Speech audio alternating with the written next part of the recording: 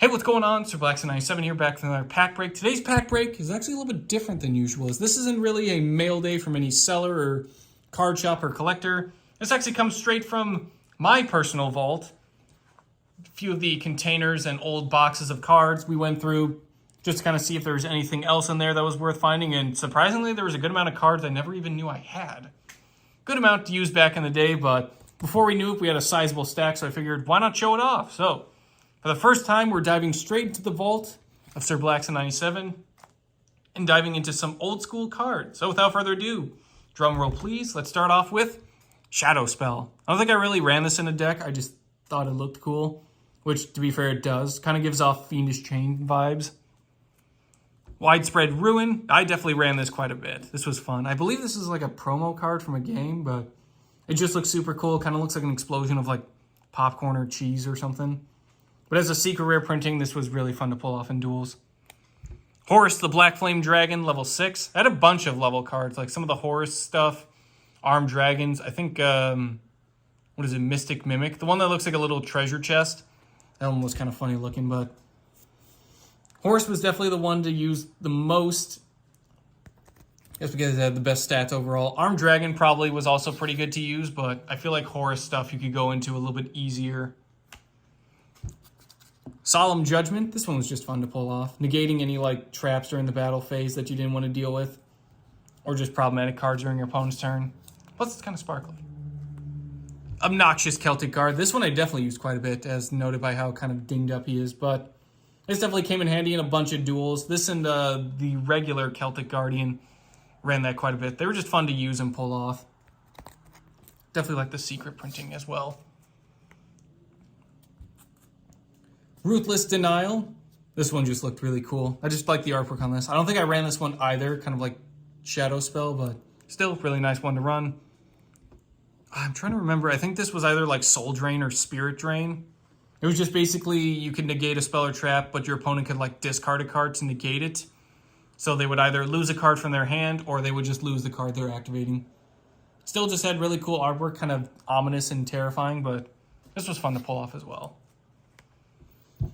BES Tetran. I didn't realize I had a bunch of BES cards, but Tetran just always was my favorite, probably because I had the most copies of it. Kind of cool looking. Inferno Reckless Summon. I don't think I ever really pulled this off, but again, just kind of cool artwork. Not really sure if I ever even ran it in a deck, but just definitely one to add to the binder collection. Relinquished. This one I used quite a bit. This one was so cool once I pulled it. Definitely loaded up on as many copies of the... what was the ritual spell? Oh, it doesn't even mention it. It's like Relinquished or Illusory Ritual. Whatever the ritual spell was, I ran pretty much as many copies as I could, and then however many Relinquished I had, because this was fun to pull off. Definitely a cool card for sure. Copy of Greed. I think I ran this a couple times. It just, again, looked really cool, so that's probably why it was thrown in there. Paladin of White Dragon, a bit dinged up, but back in the day when I was running a bunch of Blue Eye stuff, this was always the card to go to. A lot of text on that card. Woo! That one's going to be a bit hard to read. Sphinx Talia. I had a lot of the Sphinx cards. I know I had Andros as well. I guess I was a big fan of Pyramid of Light back in the day. I don't think I had the Pyramid itself, but I definitely had a bunch of the Sphinx cards, so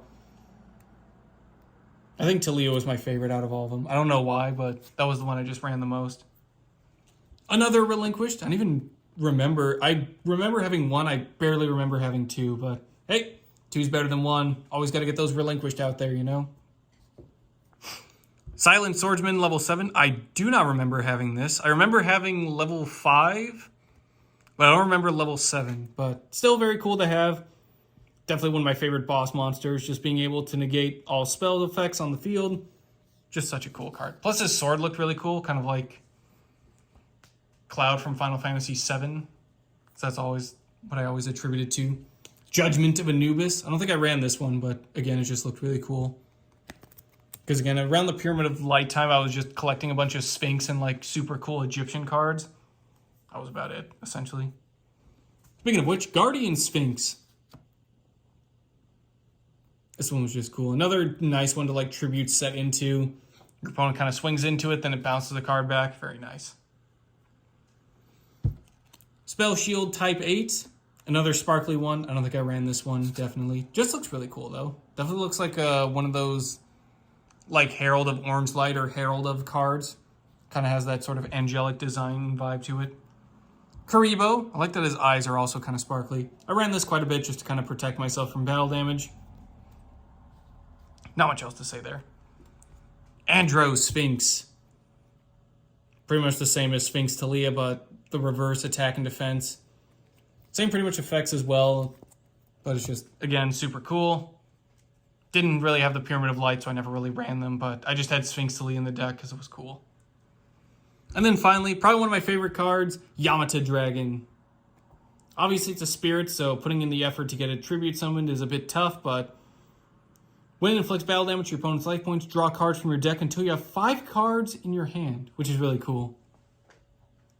I like having the ability to just use all my resources, replenish my hand, and then put some face-down cards during main phase 2 just to kind of protect myself, like Solemn Judgment, Mirror Force, or probably Widespread Ruin would be the one to go for, but Yamata Dragon was always a ton of fun.